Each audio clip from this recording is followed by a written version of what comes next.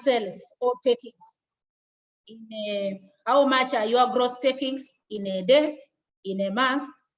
You can even ask questions such as, how much is your rent? If rent is about $1 million a month, then definitely your sales cannot be $1 million. Otherwise, the business won't afford it. So we look at such scenarios, and then we are able to presume how much would this taxpayer be able to pay based on that bracket. And then we also still have individuals or even companies with small turnovers of, say, over 150 million to less than 500 million. These ones are, again, are still small taxpayers, but within this bracket, once your turnover is more than 150 million, the law will require that you have to prepare accounts, keep documentation, and then file your returns based on this documentation to the tax authority. So since we have accountants here, I feel that even if you are less than 150 million turnover as an accountant, you can still be under the formal businesses where you prepare financials, keep your records of income and expenditure, keep records of assets, and then you are able to compute your tax based on the records that you have. If you look at tax as it is entirely law and evidence, which is records. If the law says you must be able to have this documentation, and you have that documentation, then it speaks to it, and that is okay. But sometimes these documents are not there, and it makes taxation very difficult. You can end up either paying the wrong tax, end up underpaying tax, or end up being overtaxed. So those are the unique scenarios that we have. Let's push to the next slide, Ronald. So that is really a snapshot. If your turnover is more than 150 million, we do not expect you to start saying that we shall estimate your turnover. Instead, we shall be able to expect you to keep records. Yeah, so in this agenda, we shall look at taxation of individual income. Most small taxpayers are run as individuals, and when you run business as an individual, you can still register your business name with the Uganda Registration Services Bureau. Registration of a business name is good because you will be able to be uniquely identified with that business name. You can have, for example, Sarah Chelangat trading as Star Supermarket. And so Star Supermarket becomes your trading name, and you use that to trade. However, when it comes to paying tax, you will pay it in your individual team as Sarah and not as Star Supermarket. Star Supermarket is just the trade name. So you find many of these businesses having business names. Some of them are registered, others are not, but it's important to register for identity and for even giving customers that confidence. A customer will want to come back and buy something from you, they will be able to easily identify. Registration of a business name is quite easy. It's not a lot of money, but it's a good thing to do. So we will look at small business taxpayers, and we have already looked at what it entails to be a small business taxpayer. Turnover between 10 million and 150, characterized by non-registration, I mean poor record keeping, characterized by a lot of shifting of business from here to the other. And then there is also requirements of tax registration, taxation of small business taxpayer, and then filing and payment of tax, and then we have practice question. Let's go to the next slide.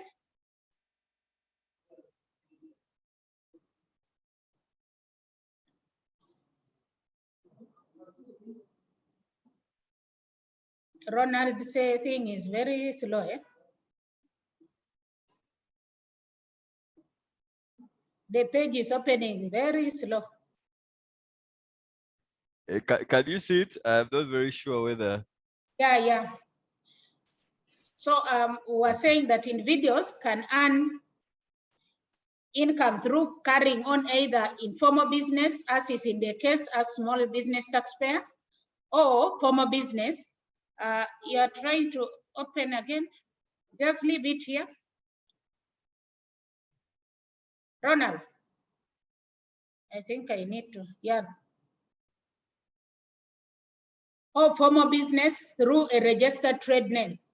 And this, when we talk about small business trader, employment income is outside the scope. When somebody employs you and you are earning 200,000, 500,000, you are outside the scope of small business trader.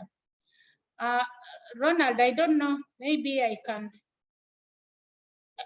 can you? Yes, it's okay, just leave it there for now. So we are saying that an individual is taxed as a resident person where worldwide income is taxed, or non-resident where only income and or sourced in Uganda is taxed. Non-resident individuals for purposes of taxation are non-citizens that are here to do business and are here only for less than 6 months. If you are here and you are a non-Ugandan and here for more than 6 months, then you become tax resident. The rates for taxing resident and non-resident are provided for under the individual income tax rates, and the same rates also apply for employment income. A person is defined in the Income Tax Act to mean individual or non-individual, such as company, trust, or retirement fund. Ronald, let's go to the next.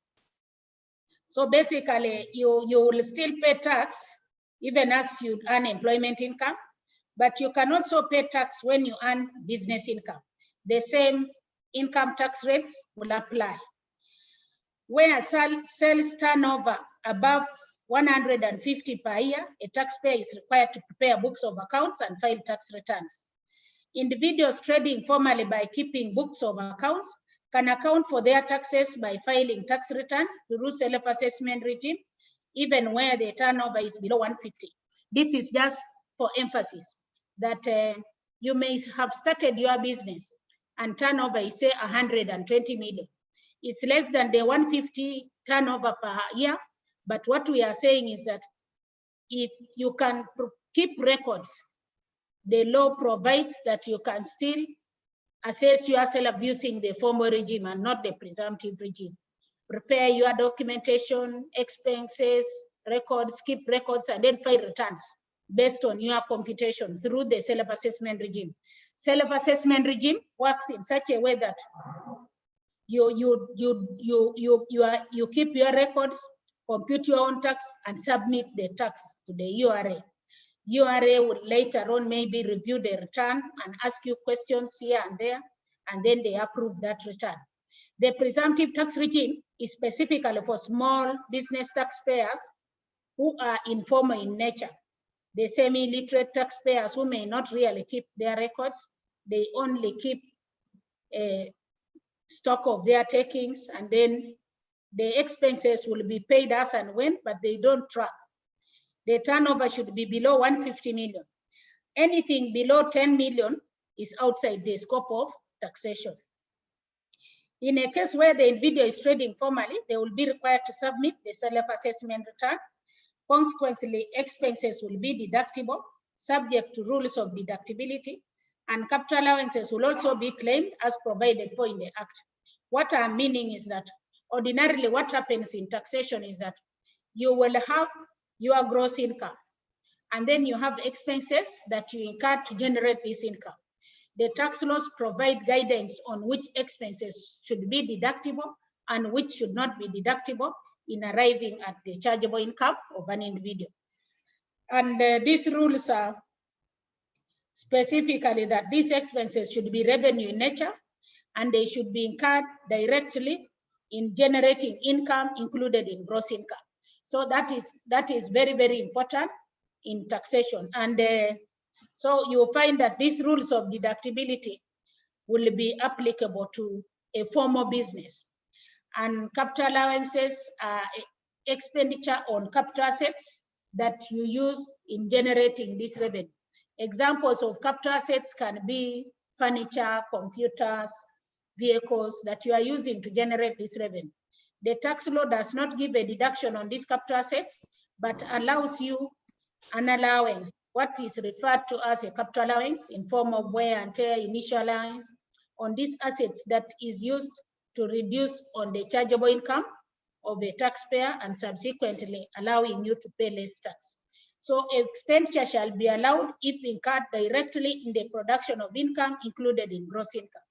Expenditures of a domestic or private nature are not allowed. Domestic or private are personal expenses that are not directly incurred for business. Further, some expenses are specifically disallowed in the Act. For example, entertainment. If you took your customers for lunch and you paid, that is not a direct business expense. Fines and penalties, if you incurred fines and penalties, it's not a business expense. Provisions is also not a business expense. Unrealized exchange gains or generally losses that are not actual are not business expenses. Let's go to the next slide. So it's interesting to learn taxation, and it's good to know tax because tax is law and tax is subject to change every year.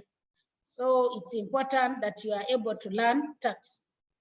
Otim Ronald is a professional accountant who runs a consultancy business in Abim town, and his results for the year end 31st December 2020 are as follows.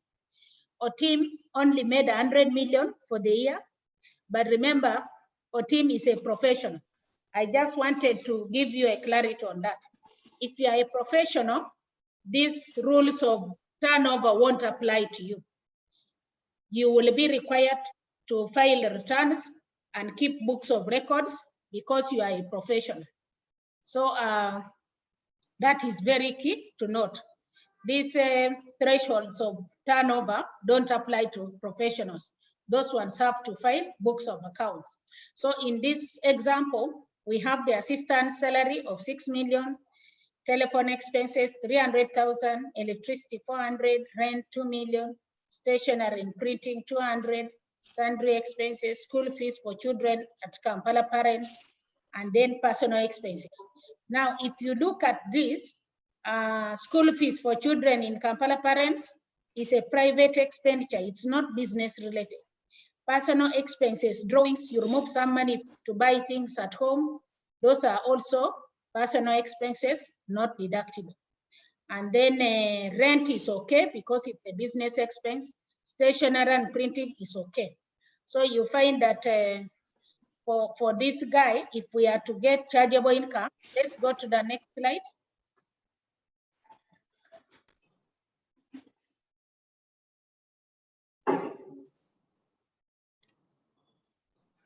Calculate his chargeable income and tax payable for the year end 31st December. We say that Ronald's business is formal as he is a consultant and he keeps books of accounts. He will therefore be required to compute his own taxes and file returns. Taxable business income for the year, let's go to the next slide, will be the gross income, which is the 100 million. And then we will reduce this by the allowable deductions. Salary of the assistant is 500,000 times 12, which makes it 6 million. You need this assistant because it's involved in the day-to-day running of the business. Telephone expenses incurred in talking to clients, that one is also deductible. Electricity of 400,000 is deductible. Office rent of 2 million is also deductible. And then sundry expenses and stationery is also deductible. So we have taxable income of 90,600,000. Remember, we have not reduced the costs, the gross income by the expenses for school fees and its other personal expenses because those are not directly incurred in generating business. Let's go to the next. So because we now get chargeable income as 90,600,000, and this one is applicable to the individual income tax rates. The annual threshold that is tax-free for this type of income is 4,920,000. Then you multiply by 30% plus 300,000 to get 26,004,000. These progressive tax rates are provided for in the law, and these 4,920,000 translates into 410,000 per month. And this 410,000 per month is the threshold. If you earn 410 or more, then you are taxed at 30%. And then the 300,000 is a fixed amount that is provided for in the law. If you were computing a monthly income, that 300 would translate into 25,000 per month. Again, just to emphasize, drawings have been disallowed as they are private in nature, and similarly to the school fees. These are not directly related to the business. Let's go to the next slide.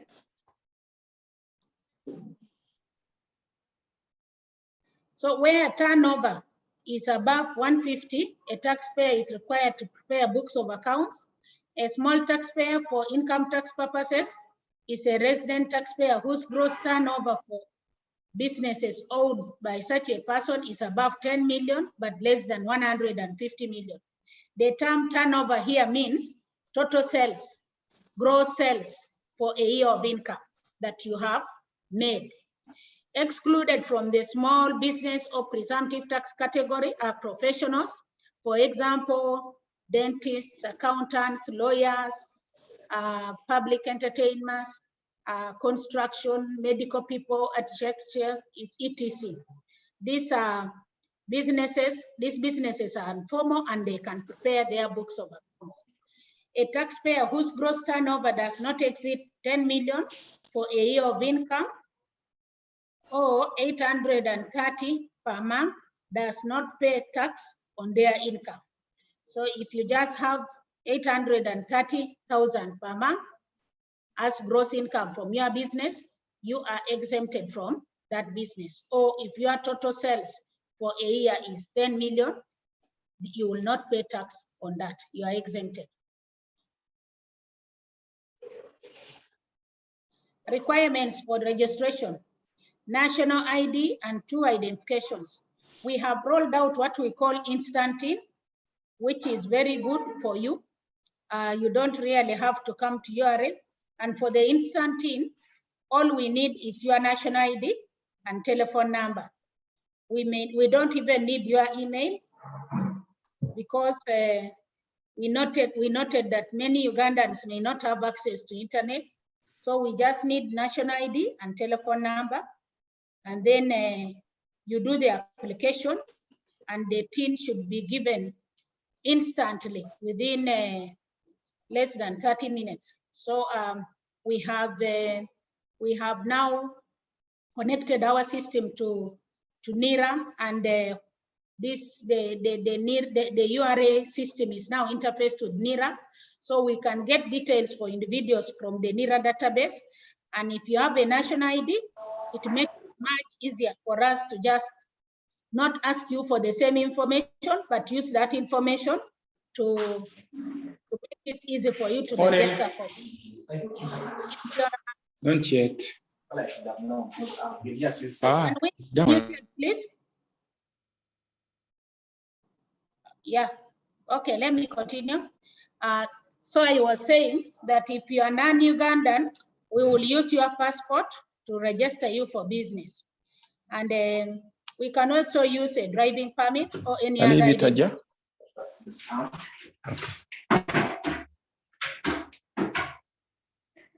Can we mute everyone? Ronald, just make sure people are muted.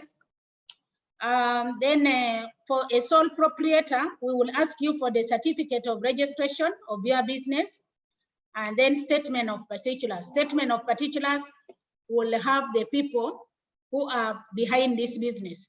Sometimes you may be with your wife and both of you are registered as the owners of this business. So we will need those details with the certificate of registration, and then we register you with your business name. TINs, company TINs of directors, certificate of registration or incorporation or company form 7. This is for a company. We want to fast track also company registration. And if this information is provided, we should be able to register you if it is a company within 3 days, just to make sure that we are able to validate these details.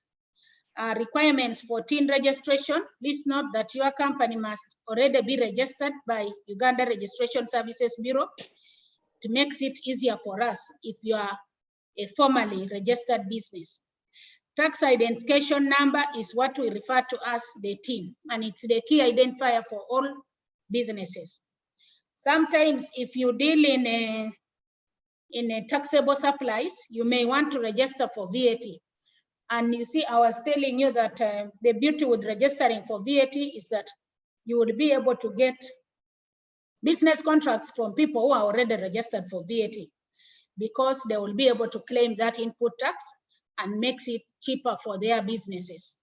So it is important, if you need to also register for VAT, your turnover now must be more than 150 million in order for you to be registered for VAT.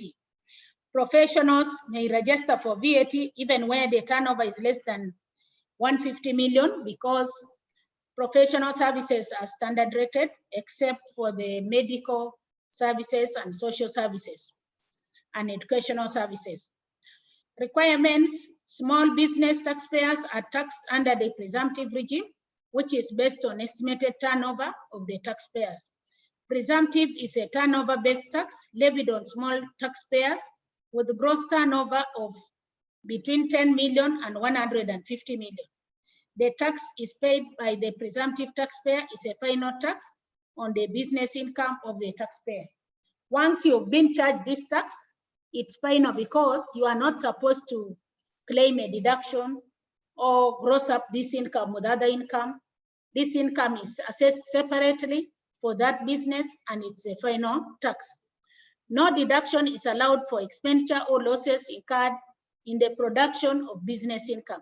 No tax credits are allowed to reduce on the tax payable on the business, except withholding tax credit or provisional tax paid only relating to this presumptive business or this particular business that has been taxed under the presumptive regime. Next.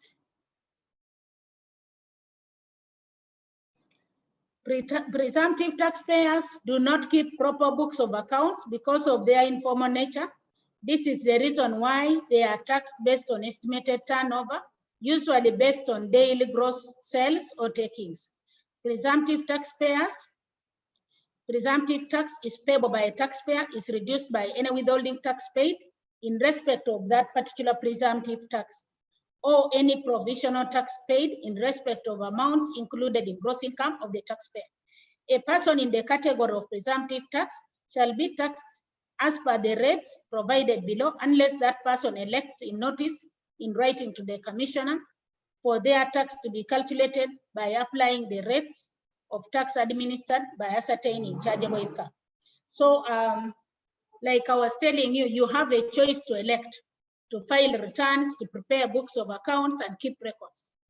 But the taxman has a choice to treat you as presumptive, where you do not keep those types of records. Presumptive taxpayers.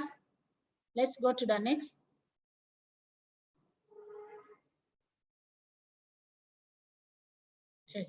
Next. Sorry, here. The amount of tax payable for purposes of Section 4 of the Income Tax Act, where the gross turnover is less than 50 million shillings, is. Now, what I wanted to indicate is that presumptive tax has further been broken down between 10 million and 50 million. Again, we divide it based on either the town council, city council, the division, and nature of business. And then we have the thresholds there. So you see business type and then turnover. There is 35 to 50, 20 to 35, 10 to 20. There is general trade. And we are saying if your gross sales are, say, 500,000, 400,000, and 250,000. Sorry, this is the tax, sorry. If you are in general trade, and your turnover is between 35 million to 50, you pay 500,000 per month, per annum, sorry. These are annual taxes payable based on the turnover thresholds indicated above. For example, if my gross turnover is between 20 to 35, and I'm in general trade, selling sugar, soap, the tax will be 400,000 per year. And this tax can be broken down into installments. Every 3 months, you pay 25% of it. Every 3 months, 25%. Then where turnover is between 10 million to 20, it will be 250 million per year. Again, workshops, garages, beauty salons, restaurants, clinics, drug shops, and others. All these are differentiated. So this is for Kampala City and divisions of Kampala. And this is how the taxation is done. It has been simplified and it makes it very easy for taxpayers to comply. So if you have a salon, you are within Kampala political division, they will give you a bill of 550 per year. Then you can choose to pay. Every quarter you pay 25% of that figure. And that will be it. Next.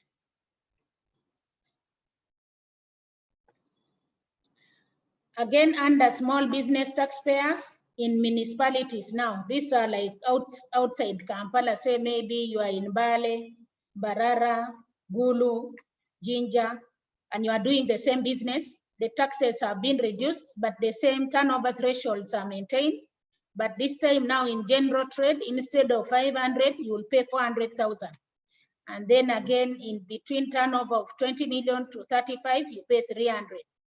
For workshops, you will pay 400,000, clinics 450, if you are in 35 to 50 million turnover. So it goes like that. Drug shops, 20 million to 35 per year as gross turnover, you will pay 300,000. So this is how it will work. Can we continue to the next?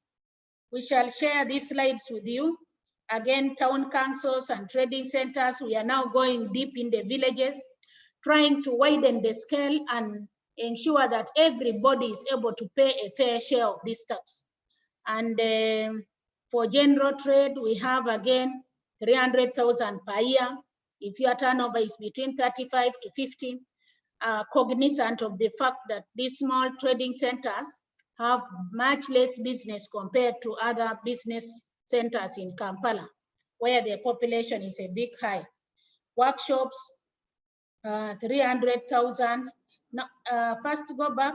Yeah, 300,000. Hair and beauty salons, 350. If you have your clinic, you pay 350. And then drug shops, you pay 300,000. So that is how it will be done. Next. Again, small business taxpayer now where the turnover is more than 50 million, but less than 150 million. This one, the turnover threshold is again now changed, but this will apply to the entire country. So where your gross turnover does not exceed 50 million per annum, there will be nil tax. Where gross, sorry, where not gross tax, it shouldn't be nil, but you will be taxed under those municipalities, etc. But where gross turnover is between 50 million and 75, you will be charged 1.5% of gross turnover or 937,500, whichever is lower. It's a very fair tax, and you see now they are even saying whichever is lower.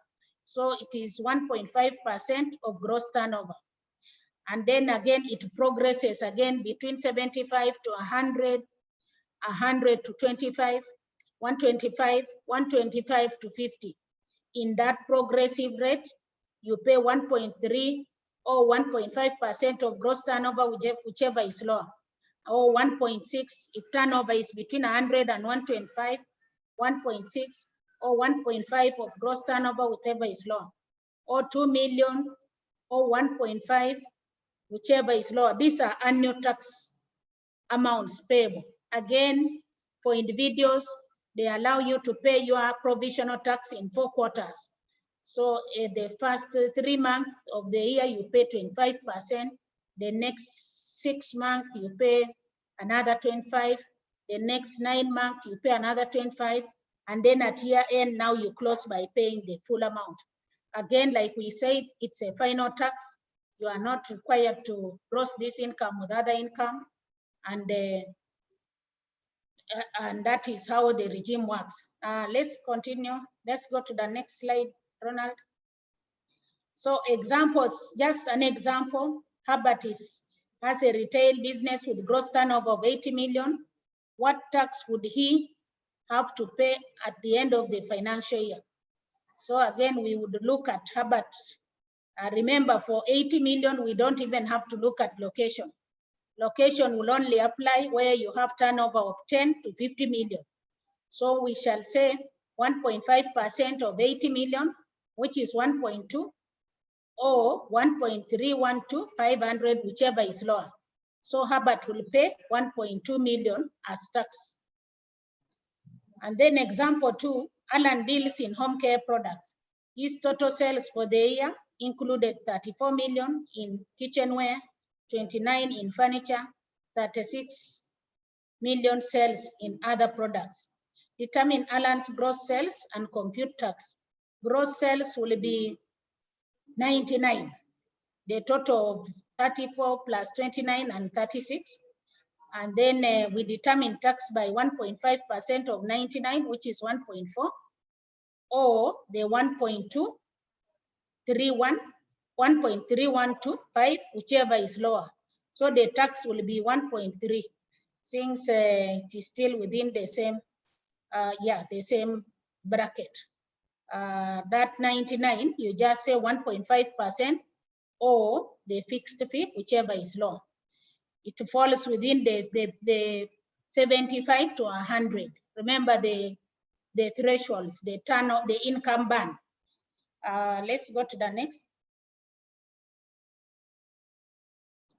Filing and payment of tax. I've already talked about this. I said it is for small business taxpayer, it's a final tax. But for the other individual income, it's not final. You can gross it up with other income. You can be in employment and you are doing your business. You can gross up all the return income and file a return.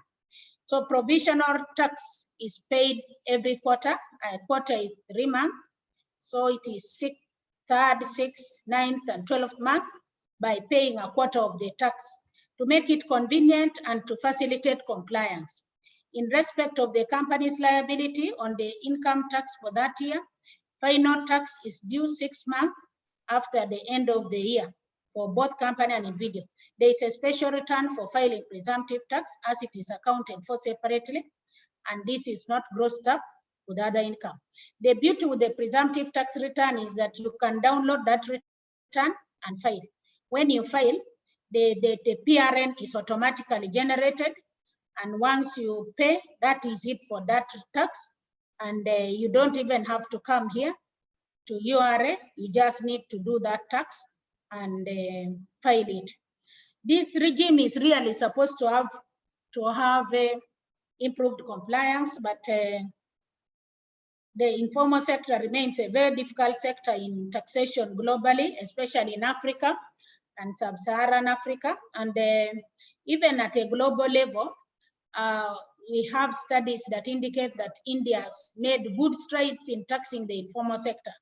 But specifically for us in the developing world, the informal sector is characterized by high literacy levels, poor record keeping, a lack of collateral for businesses, and then also lack of the will for this population to understand the implications of taxation to their businesses and why they must pay tax as part of their patriotic call to support their country in revenue mobilization. Very, very important. Can we go to the next? Yeah, these are again practice questions for a small business. Taxes are computed for taxpayers with turnover above 1 million, yeah. For small businesses, taxes are computed for turnovers below 15 million, between 15 to 150, between 10 to 150. I think let's go to the next. I want to leave the other 15 minutes for questions. We shall share these slides, but these questions are there with answers. You will find them interesting. That is it. I think I will take on questions now. Thank you so much, Ronald. And that is it for really a business person. For the CPS here, you don't really need to do presumptive, even if your turnover is less than 150. Just keep your record, keep your invoices, and then file your returns and pay tax the formal way. For those of you who have informal businesses, you put somebody there to run your hardware shop. You can do presumptive tax because it allows, the law allows you to account for that tax separately from other taxes. Thank you so much, Ronald, and back to you, Chief, and a good morning to all of you participants. Thank you for dialing in.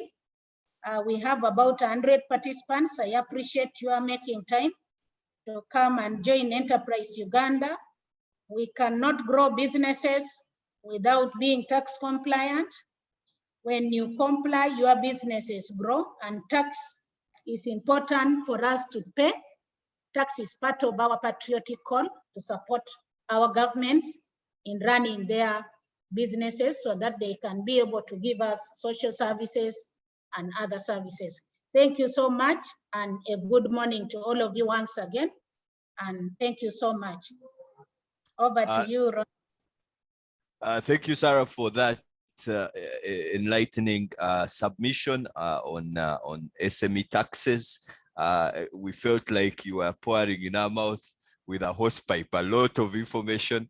And as Sarah has mentioned, we are going to share these slides with you. And as you have rightly identified, we are going to have you back because the demand is so much. We have seen people keep coming and dropping off. I think there is a few people are even still trying to get in. So we want to thank you so much for the submission. We know we have just a few minutes with you. So I wanted to ask 3 questions. For the rest of us, please put your questions in the chat box. We'll possibly have 2 rounds. So I'm going to share just 2-3 questions with CPS Sarah, and then we'll have a chance to ask more. You can put it in the chat room, or you can put up your hand. I will give an opportunity to 1 or 2 people to speak. So the first question, Sarah, is from Bwire. Bwire asks, does taxing also refer to primary production in agriculture, like pig farming? So if I'm a farmer, should I also pay tax, or that I shouldn't consider paying tax at that level? Another question which came in, I think I shared this with you earlier, Sarah, was why does the authority focus on enforcement with very rude enforcement without being cool-headed?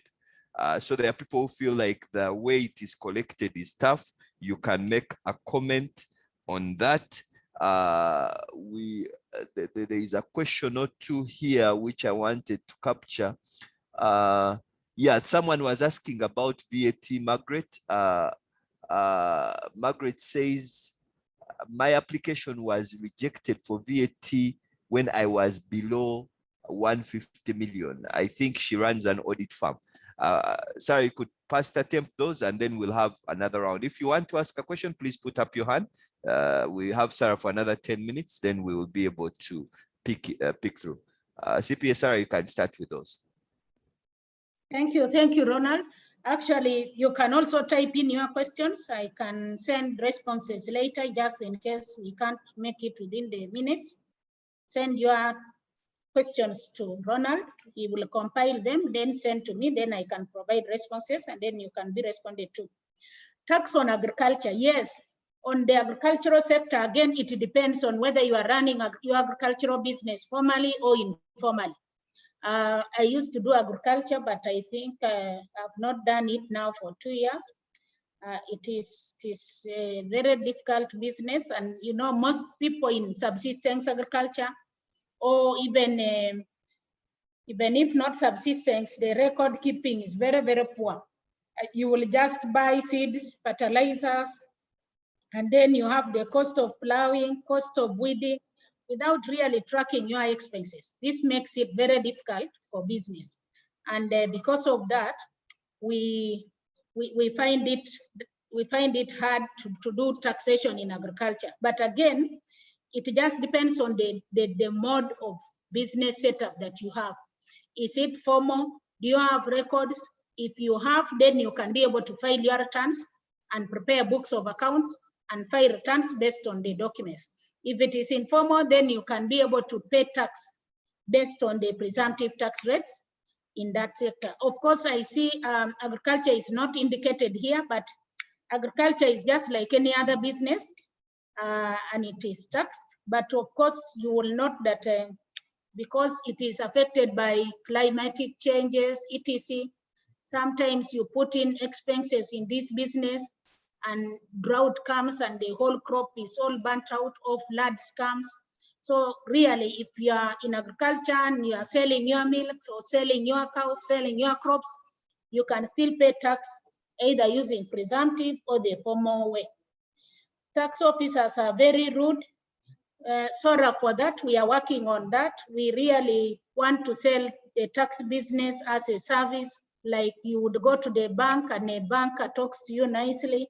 We are doing that also for tax here, and that is exactly the message that we are rallying to our front desk officers, that we want tax business to be sold very, very candidly, in a very calm way, in a very persuasive way. So it is something that we are working on, and there is no reason really to be firm funded or to be very tough, because tax is something that has to be paid, and you just need to persuade people to understand their tax obligations and their responsibilities, and it's provided for in the law, and it's important that you pay, because if you don't pay, taxes grow, and even when there is no rain, taxes grow because of penalties and interest. VAT application, if you applied for it as a professional where the turnover was less than 150 million, this should be approved. Or even if it is not professional, but you are applying under voluntary compliance, you should have really been assisted. Please feel free to send me a WhatsApp or on the details, so that I can be able to assist you get registered. I've put my WhatsApp number there. Send me a WhatsApp on the details, and then I will follow up so that you get registered for VAT. Remember, I already said, when you register for VAT, you are able to get more businesses who people would want to work with you. So it's good to register for VAT as long as you can be able to keep your records. Let's take another round, Ronald. All right. Thank you, Sarah. So I'll ask a couple of questions from Julius. If I have a company and this one company has some business under, say, a restaurant, produce, trading, and mobile money, do I pay taxes as a company or each business individually? So I have one company which has different businesses. The second one is, if 1 year I make 50 million, I pay 500. The next I make 300, I pay 400. And the next I make 15, I pay 250. I think the question is, what if my incomes are changing? Is it okay to change, or will I be penalized because the incomes which I've made have changed? What happens if 1 year I make 150 to qualify for VAT, and the next year I fall below the VAT threshold? Do I have to fight tooth and nail to stay, or do I have to fight tooth and nail to stay in the threshold? I think he's asking about those variable incomes. So I qualified for VAT, now I fall out. I don't know if there is anyone who has a hand. If you have a hand and you want to ask, I'll give a chance to 1 or 2 people. Sarah, you could possibly start by... Let me first take these 3. You take those 3 and then we'll see whether we can get some more. Okay. If you have a business and you have different business units, You consolidate income from those business units, and it's all part of gross income of this business. Yeah, I can have my company, XYZ Limited, but it can be having hardware business. It can also deal in construction. It can even be when it's running a school business. All this is consolidated and it will be gross income. Then expenses will also be picked as long as they are used for business and they will be allowed. So it is possible to run a business in different business subunits. It's possible. You can also have, remember, like I can even be an individual with the trading name, maybe Star Enterprises. And then in this Star Enterprises, I have a supermarket, I have a butchery, I have a salon, Star Saloon. And at the end of the day, I gross up all this income, and then even the expenses are grossed up, and then I file a return. Tax is paid for a year of income. So if this year of income, my tax is 500, I will pay that based on the turnover. If the next year the turnover comes down and the tax now comes to 300, I pay that. The following year it comes further down, it's 200, I pay that. Again, the other year it goes up, it goes to 500, I pay that. Tax is assessed for a year of income. I hope that is okay. On VAT threshold, yes. the threshold keeps changing, of course, depending on businesses. Remember, even the impact of COVID on businesses, some businesses had to close. Now, when you close, automatically also you are out of VAT and the tin becomes dormant. So if I had my tax, I had my business and turnover was 180 million, so I registered for VAT. This turnover goes to 200, I'm still registered for VAT. It goes to 300, I'm still okay. Then it keeps dropping the other fourth year. It comes up to even 100 million. The tax authority will give you time, but of course will keep monitoring your turnover. Will give you time, but of course, if the threshold falls over a 6-month period below the turnover, then we will tell you to deregister for VAT.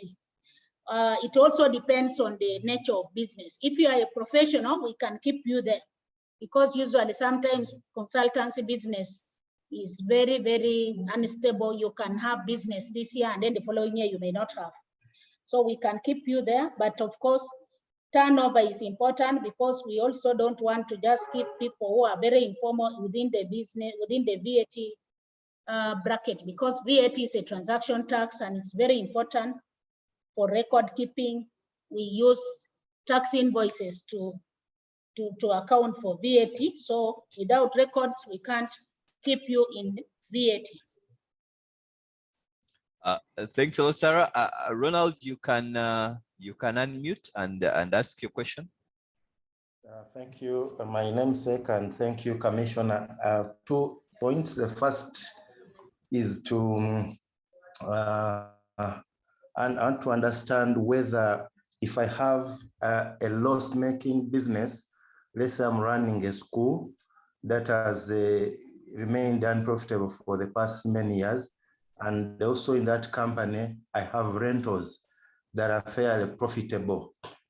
Is it possible to then report under one consolidated company and net off all my losses from the school, and then therefore I have a zero profit position and therefore no tax, because I have sucked in the losses of the school into the profits of the housing side of it, because these are registered under one company and you said we consolidate. Number 2, I'm requesting you to give us a special session on rental income tax for those of us who are trying to venture into that business, so that we understand what we can do, what kind of tax liability we have, and what does it take if you have rentals that are owned by, let's say, 3 people. What is my tax liability if this property is owned by 3 people or it's a family property? I need some more guidance on those 2 aspects. Thank you, Ronald. Okay, thanks a lot, Ronald. Sarah, I'll throw in a couple of questions, then you come and answer them once. There is one from Dennis in the chat. Why does URA refuse to offset provisional tax liabilities against credit balances on the tax ledger? I think that's a technical question, Sarah. You possibly fully understand it. Wire Moses says, why does URA even care to know why Ugandans are very opposed to paying tax? One of the reasons being the non-realization of services intended. Does URA put government to task, or you don't care at all? What incentives are in place for business starters, especially in the first year? Especially when I'm starting my business, I'm trying to get the ropes. What incentives are there? I think Sarah will have that as your final round of questions.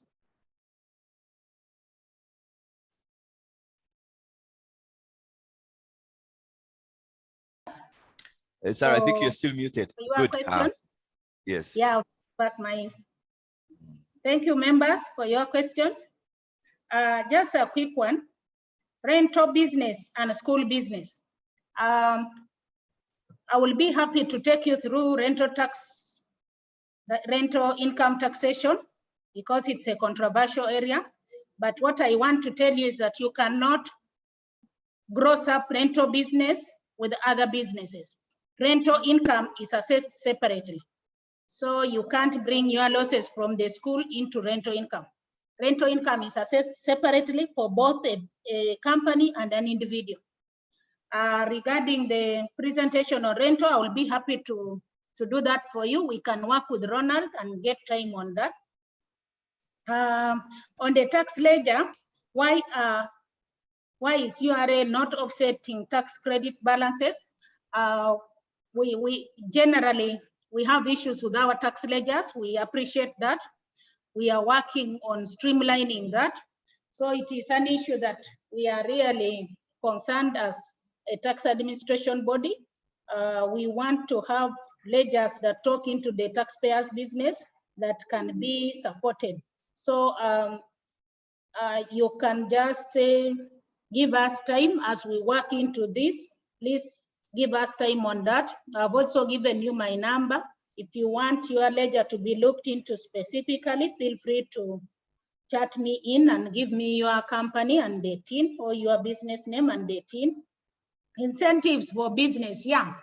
There are a number of incentives for business. For example, I was telling you, if you purchase capital assets, they give you allowances on those capital assets. Computers, you get 50% of the cost as a deduction. Vehicles, you get up to 35% or 30%. Manufacturing, plant and machinery used for manufacturing, farming and mining operations, we give you 30% of this cost. And then there is also what we call startup costs. We give you a deduction of 25% of your costs that you incur before trading, like cost of registering the business, cost of training people, the cost of getting the license or getting TIN. Those initial costs that you incur before a business starts, we give you an allowance for that.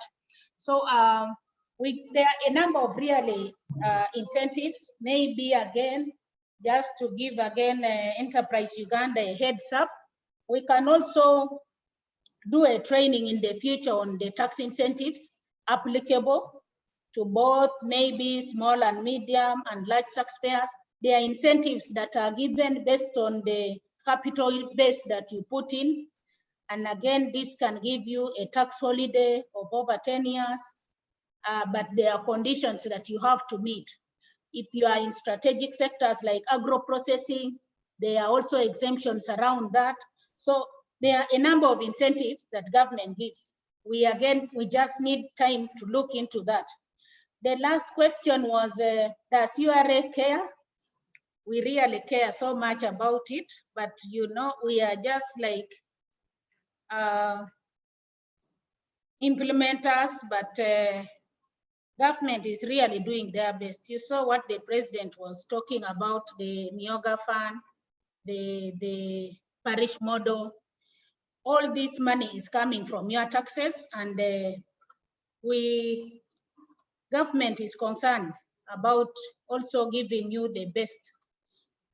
If you look at the road network, look at the power projects, government may not be doing up to 100%, but it's doing its best. It's also trying to do a lot of fighting on corruption. So like what I can tell you, do your part as a patriotic servant. The rest, government will do theirs, but tax is something that you have to pay because it is so much interlinked to the business people that you interact with. If you are not paying tax and they need a tax clearing certificate, you won't win that contract. People want to work with the people who are VAT registered. If you need your business to grow, you have to pay tax. So really, and they say tax is non-quid pro quo. You pay tax because it is statutory. Of course, government has a social contract to do their part, but tax still remains statutory and you have to pay it. I appreciate your time today, and thank you so much, Ronald, and Yes. the entire team for dialing in good numbers. 99 was quite a good number. Tax is something that we learn and it's new every year. Let's keep engaging. I'm happy to put time on enterprise to support you people who are working with enterprise. Let's learn tax together. Let's run our businesses correctly and to avoid surprises in tax costs that come up because you have not been keen on your tax matters. Thank you so much and a good day to you. Over to you, Ronald. Lovely. Thanks a lot, Sarah, for your generosity with time. Clearly, what is coming through is, and we are very glad about the offer you have made. We have heard about rental tax and tax incentives, and there are many messages. I think you rightly put it that this is a subject which we can't exhaust. We just have to be in a continuous learning process. On behalf of Enterprise Uganda, we pledge that we'll do just that. Sarah had requested that she's with us until 10 o'clock. She has given us 7 more minutes. Thank you so much for your time, and we hope that you thank your guests for allowing you this hour so that you can be able to share with us. You greet your guests from South Sudan, I believe, as we learn together. Thanks so much. Friends, Sarah has requested that if we can share the questions, we'll be able to share them with her. That we will do. We'll also share her presentation with you. There are a couple of other questions which are here. I have a couple of CPAs on the call and tax advisors who might also be able to answer 1 or 2 questions. Sarah, just one last thing. Could you just please post your number once again? Some people seem to have missed it.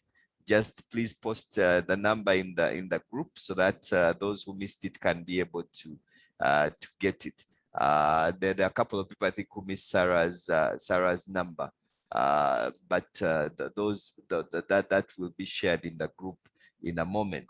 I wanted to. Yes. I think some people asking for the number and the email that we will be able to share with you shortly. Yeah, so I guess one of the things which is important at this point is to first of all acknowledge that the message has to continue. I had asked, there are a couple of questions which came through. I asked, I don't know, Mark, whether you are on the call to just answer a couple of questions just before we wrap up the day. There were 1 or 2 questions which had come through. Sarah has, the slides are going to be shared, Paul. You will get them. You will get all the slides.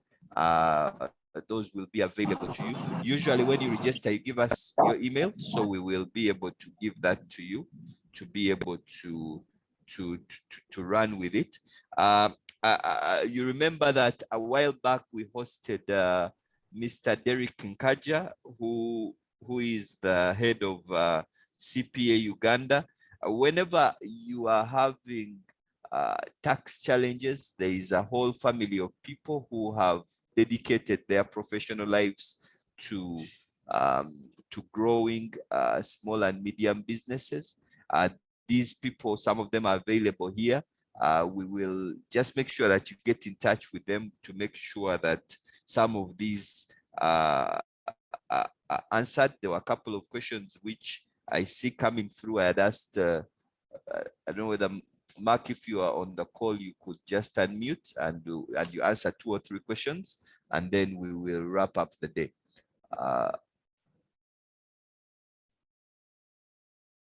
Let me see. I'm just trying to find Mark.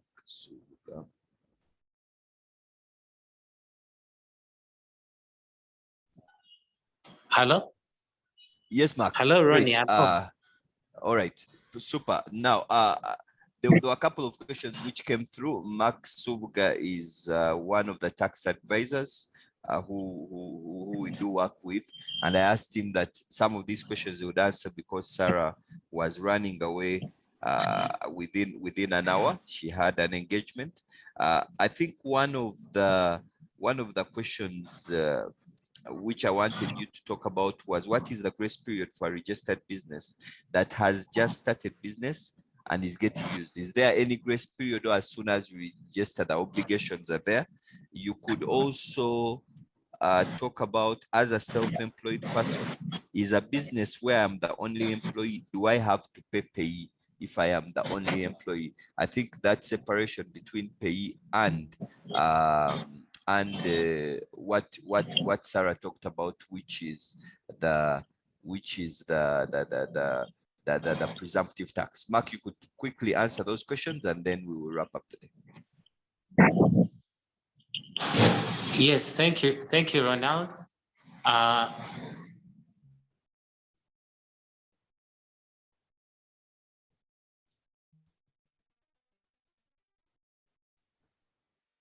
Sorry, Mark, Can you hear me? lost you. Yes, we can hear you now. Hello, can you hear me? We can hear you. We can hear you. On the issue of grace period, URM may not give a grace period, but won't give a grace period. So what the taxpayer needs to do is to file the appropriate return and file the provisional return and final return. And also, if it's a presumptive return, can allow you to estimate going forward 12 months. Then if it's a full business, what happens is that there are carry forward losses, so that losses can help you reduce the tax pay in the subsequent years. That is the feedback on the grace period. So you just have to be compliant. Mark, can you explain the question of losses just a bit more? So if I make a loss in this year, can I make use of it in the next year?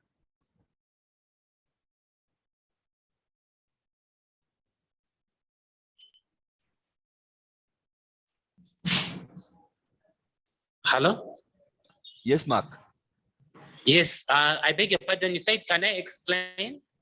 If my business made a loss this year, can I benefit from that loss in the coming year?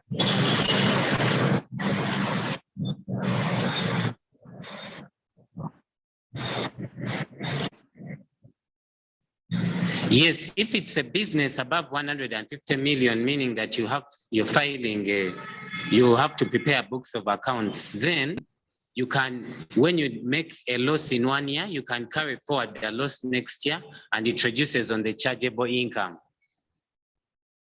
But otherwise, if it's a presumptive or small business below 150, you only record on turnover. So the loss carried forward applies for people who are above 150 and they're doing proper books of accounts with income and expenditure. All right, thank you. Possibly a second question? Yes, and the second question, it says if I'm one employee and the only person and a business owner, that one doesn't have to do a payee return. It just does a provisional return and a final return. Because usually it will be like a trade name. If it's a trade name registered. If it's a trade name registered, that will mean that you're sole proprietor, so you're alone in the business. So it's your return as an individual is the business return at the same time. So you just do final return or provisional return and final return. That is done once in a year. All right. Yes. Super. Thanks a lot, Mark. I'm going to request the people who are tax advisors on the call. I'm just going to request to post your contact details and phone numbers in the chat room right now. Mark is one of them, but there are a number of others who are on the call. Please do post so that the entrepreneurs who are on the call can be able to use this opportunity to learn from you and to be able to kind of take this forward. I've also posted CPSR Chelangat's email address. If you want to reach out to her, please just drop her an email and you can state your TIN number and the challenge which you're having. You can be able to reach out using that mail which I have posted. For those the tax advisors, the CPAs on the call, I really request that you share. Sometimes we are just not making that connection. So an entrepreneur doesn't have the opportunity to be able to connect. I've seen CPA Dennis Semuiga is tax advisor and a CPA. Please, you have seen his email. Mark, you could also possibly post again. You had posted earlier, but I have seen a number who are on the call. Please post so that we can be able to make connections. We can be able to grow our businesses. Yeah, Mark has also posted tax consultant and advisor on the same subject. Please do reach out to them to take this conversation forward. Margaret, you haven't given us your contact and phone number, so please do that so that people can be able to do that. Another tax consultant we have is Anthony Nyende. Anthony has also posted. Please do that. Yeah, I think Silva says, just to add to what Mark says, tax losses can be carried forward, but in cases where an assessment has been issued for the same year where you initially had a loss, you need to put in consideration because it has an effect. Great. Silva Mwewesa, please also post your contact details and your phone number so that those who can be able to reach out can be able to do just that. Once again, a big thank you to everyone who is on the call. Yeah, Margaret has posted. She supports in preparation of books of accounts, audits, and investigations. Margaret, thank you so much. Julius Masava is also a business financial and investment financial consultant. CTA Muevas Silva Boss has also posted. Please reach out to any of them and ask the question so that we can be able to push our businesses. Once again, a big thank you to all of you for joining the call. It's been such an honor having you. We promise we'll keep talking about this. It clearly seems like tax is one of the big pain points that we have as entrepreneurs. When we have a session like this, we just don't seem to have enough time. But we'll make sure we continue engaging with the experts on this subject so that we can make this communication get out there. Remember the business recovery series. Our objective is to see that our businesses not only recover, but recover stronger. We believe that this is possible. We believe that your businesses are ones which are going to create the jobs which can be able to spread the kind of cause the economy to grow so that we can jump out of the ditch in which we are. Thank you once again. We'll keep the meeting open. You will please just post what you do, tell us what you do in the chat room so that we can do that. All the questions we'll pick up and be able to answer those we can. Margaret does also business plan presentation. Susan, thank you for the message. We are very glad. We have CPA David Kibumba has also shared his contact and his email address. Reach out to him so that you can be able to get business going. Helen, thank you so much. The recording is available. We are going to share it. We usually share it after about a couple of days after the call. So please, that you will be able to get. Once again, a big thank you. I'll keep the meeting open. Keep using the chat room so that we can be able to grow and really transform our businesses. It's such an honor having all of you, and all the best during the week. And we shall be back next week with the business recovery series. Thanks a lot and have a lovely rest of the day.